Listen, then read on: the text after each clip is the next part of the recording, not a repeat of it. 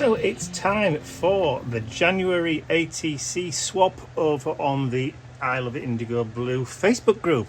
So my swap partner this month was Anne Ross from Scotland, and these were the three, or are the three ATCs that she sent me as part of January swap. And the theme is blue and green, as you can see. So Anne's gone a bit steampunky, which I love. Absolutely love it. So I'm a little bit late in getting Anne started, but we are still only not even halfway through the month yet, I think. I'm filming this on Wednesday the 14th, and obviously this will be going live for you guys to watch this on the 17th. So I'm still well within January. I have let Anne know that we have had a few delays, what with Ian's health issues and that kind of stuff over the past week or so. So she's obviously she's okay with that because she's a reasonable lady. So there we go. Anne has been one of our customers for a long time, so she knows the score. So what am I going to be doing? So obviously the theme is it's blue and green. So what I want to do is I want to start off with creating some ATCs. I've got three here, but I want to just wet them first. I'll just move those out of the way. Those are my quotes that I'm going to be adding on to them. So I've got just a little water bottle here, and I'm just going to add a little bit of water, and I'm going to keep on going until it stops kind of like absorbing, because that means that the surface tension on there has already, it's taken as much water on the surface as it can. And then I'm going to wet the back, and so let the other side do the same thing.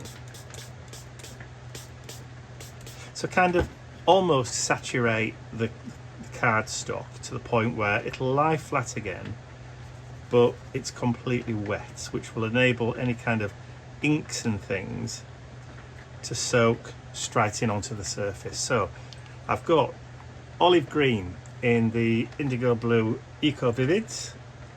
So I'm going to take a little bit of that. So I'm just going to give it a bit of a shake up, because I can see some of that pigment has settled just a little bit. That should do me. My bottles are kept upright, so this is what happens. So we'll go just like so.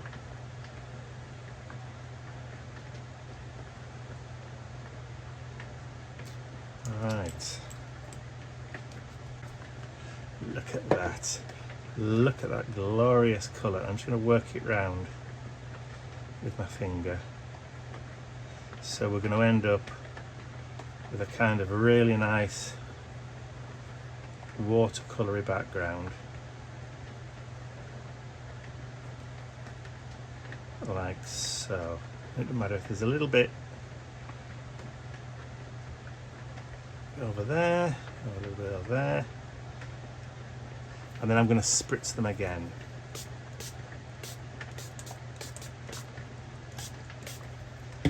Just like so. You could get a little bit of a brush if you had one. I've got a clean brush. I don't think I've got a clean brush. Is that clean? It's clean enough. Grab some of that water, and then just, you could work it that way if you really wanted. And then what I'm going to do, in fact, come on, let's just get it to go most of the way, shall we? Let's clear a little bit of that. That's it. A wishy, kind of brushy, windswept kind of more kind of effect. Yeah, like that. And then what I'm going to do is I'm going to allow those to dry au naturel. So I'm going to leave it, come back in an hour or so, and we'll see what happens. All right, it's been a little while. It's been a little while. So they've dried, and what you end up with is those lovely kind of topographical kind of contour maps that you get with inks or watercolors when they're left to do their own thing. So I've got a little bit of water here, and this is the Robin Hood, also from the same range. Brush, get some of that water, and then just mix in a little bit more of that colour.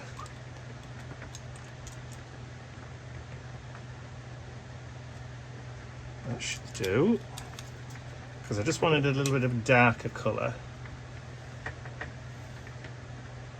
Just drag that out, that's it.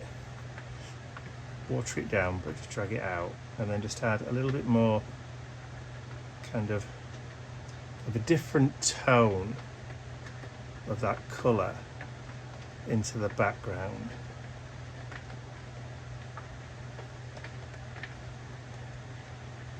So the difference between that olive green and this Robin Hood green is that there's a little bit more blue colour in the green. It's a little bit of a cool green, if there is such a thing.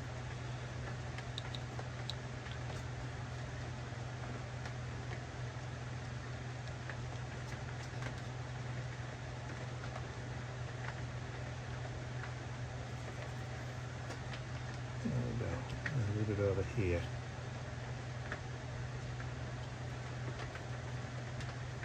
And I'm just going to let that sit just in there for a little while, just till it absorbs. And then when it's mostly absorbed, then I'll come in with the heat gun again.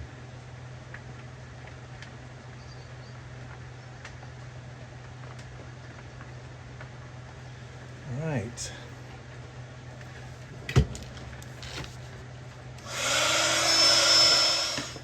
Alright, so when I said come back in with the heat gun again, what I meant was I used the heat gun earlier on to dry the backs because it was taking too long.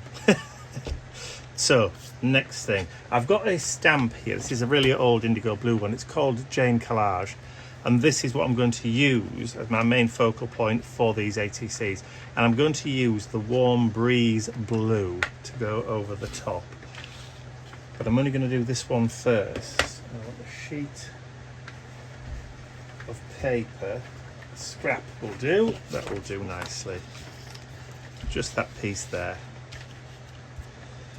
And then I'm going to ink up just that middle part of the stamp.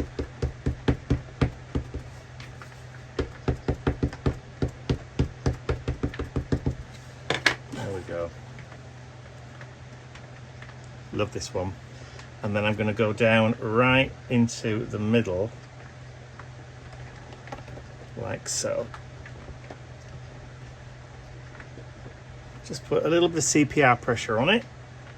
I'm not quite sure how to help you with that. Well, nobody asked you. For some reason, my assistant has just decided to pop her oar in and then lift off. Ha ha!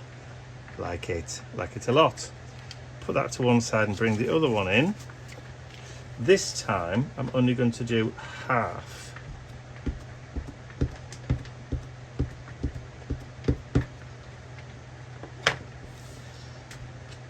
So we'll match that up to about here and then drop that down again.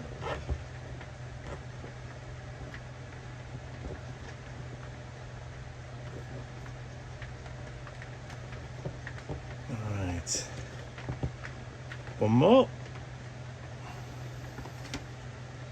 Lovely. So we've just got one side, and then as you can probably gather, what I'm going to do next is I'm then going to ink up the opposite side.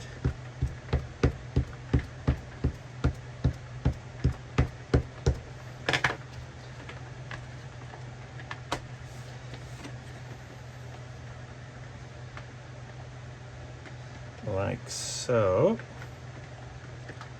and just drop that down and then push. A little bit of gentle CPR.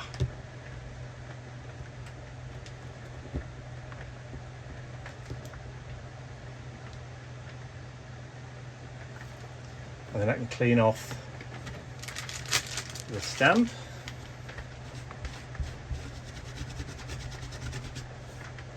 And then it's ready to get put back into storage.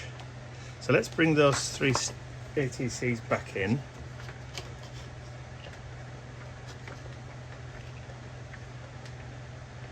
There we go. I'm hoping that the camera is picking up that blue. Oh yes, it is. So if I just lift that up a little bit, look at that, love it. Very nice.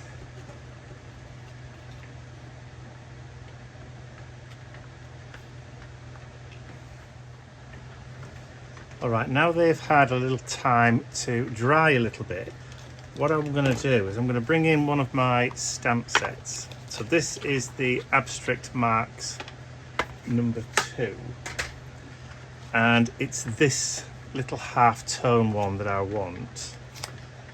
Just there.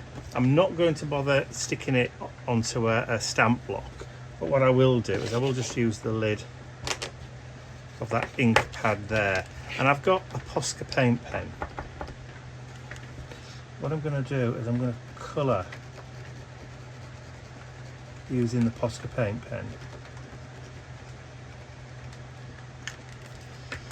Turn it round, stamp it, and then just add that colour into there. Now what will happen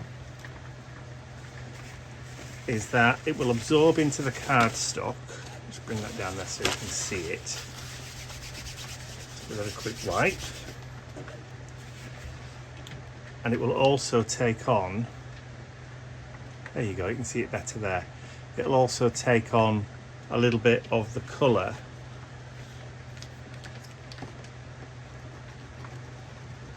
from that vivid ink. One of the things that you must do is remember to clean your stamp fairly quickly, because the last thing you want is for the paint from the pen to dry on your stamp and ruin it.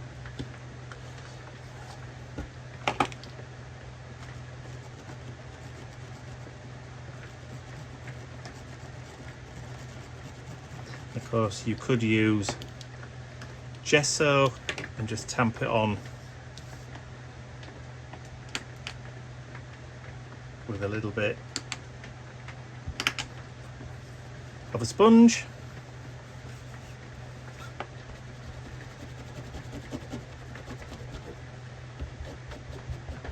There you go. So again, we need to get that dry.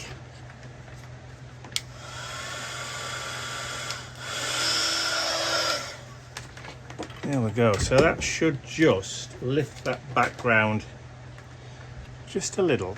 As you can see there, it's just lifted it a little bit. Just brought that background into the foreground again. I'm just trying to get it so it's not too bleached out. There we go. You can see it better there. And again, just down here at the bottom. So we've got some nice little contour colour just popping in there, which is perfect. So now that that's dry, I'm going to come back in with that Warm Breeze ink and just add a little bit of the ink onto a sponge. And I'm just going to go around the outside just to create a little bit of a border.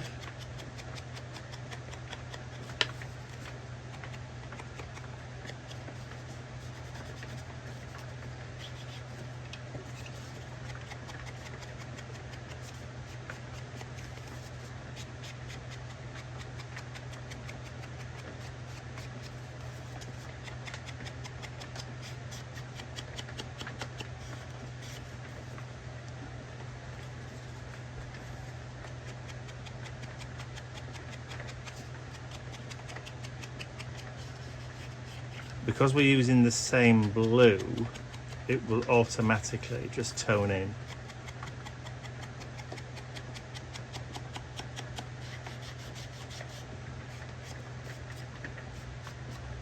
And of course, as with most inks like this, they do dry a slightly different colour to what they go on originally. So if you give it like half an hour, you'll be able to see a difference in the colour. But obviously we won't have time to do all that. So what I want to do is I want to come in and add in a quote. And I'm going to do one on each of the pieces. And it's all about finding beauty in simplicity.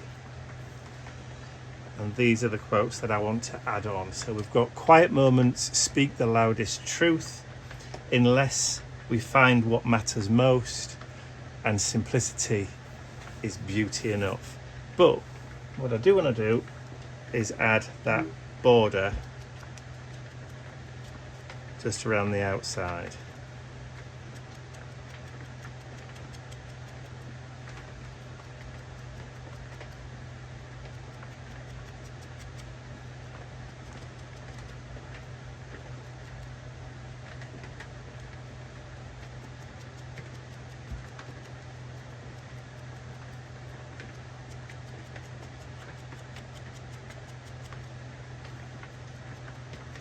I don't know whether you can hear the rain on the roof, but it decided to spoil itself today.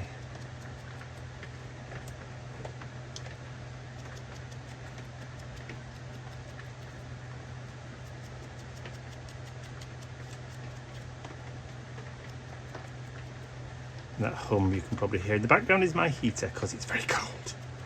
Very, very cold. There we go. And then we'll just get those glued on.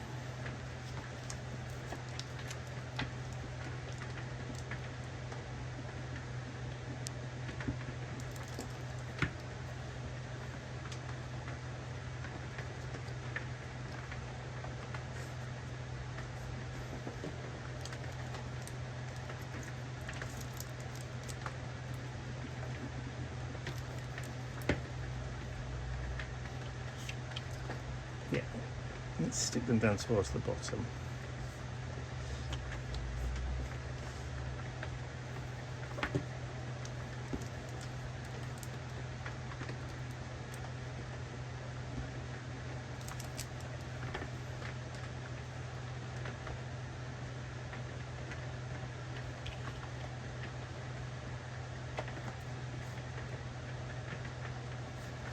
Alright, so we'll let those dry for a little while, and then we'll have a look to see if there's anything we can use just to add a little bit more embellishment onto those ATCs.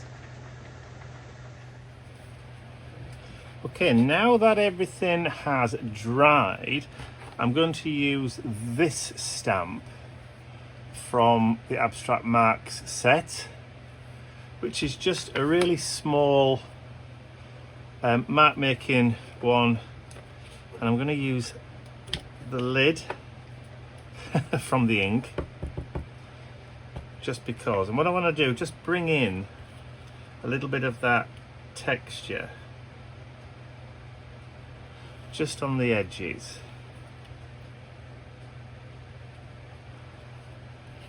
Just to kind of fill a little bit of those gaps, so not a huge amount. So I'm going to be really, really careful just down there at the bottom. And of course I'm using green. This one is the, I should have done it, Rainforest. The Rainforest green.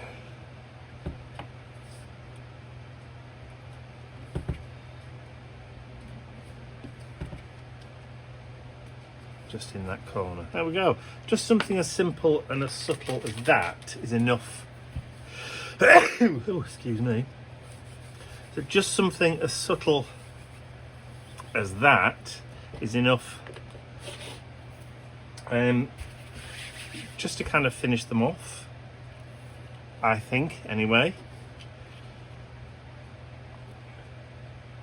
yeah, I think I'm kind of happy with those.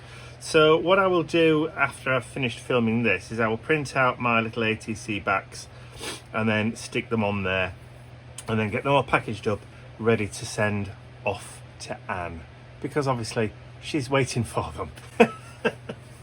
So I hope you've enjoyed watching me create these textured stamped ATCs today. If you have, please remember to give the video a thumbs up, share it with your friends, and if you haven't subscribed to my YouTube channel already, you can do so by clicking the button at the end of the video. That's all from me for now. I will see you all again very, very soon. Bye for now.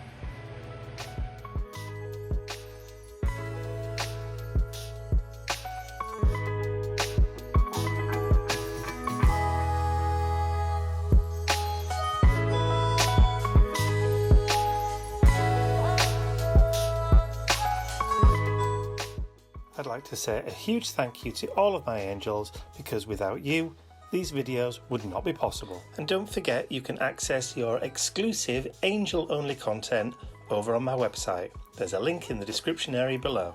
Thank you.